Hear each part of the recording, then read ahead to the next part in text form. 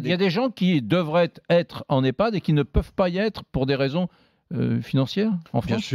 Bien sûr, puisqu'il y a pas, on manque à peu près de 200 000 places d'EHPAD en France. Comme donc, les crèches. Vous avez des disparités. En plus, il y a des disparités très importantes par département. Donc, vous avez des départements où il y a suffisamment de places et d'autres où il n'y en a pas du tout. Oui. Donc, bien sûr, vous avez des personnes qui n'ont pas de place. Oui. C'est un marché très verrouillé. Oui. Ce qui peut expliquer d'ailleurs tous les dysfonctionnements. Maître, c'est quand même savoureux. C'est-à-dire qu'on est en train de dire à des gens qui nous écoutent, songez donc à votre propre placement en EHPAD un jour. C'est-à-dire préparez votre placement en EHPAD.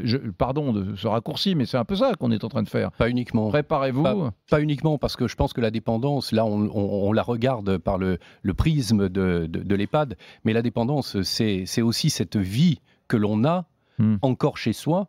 Et moi, je suis très attaché à l'idée de pouvoir maintenir dans la mesure du possible. Après, il y a des raisons médicales qui font, ou de santé, ou même de danger pour soi-même, qui font qu'on ne peut pas rester chez soi. Mais je suis très attaché à l'idée que nos proches, ceux que l'on aime, ceux que l'on veut protéger, eh bien, il faut qu'ils puissent rester chez eux. Alors, il faut organiser ça. Il faut l'anticiper.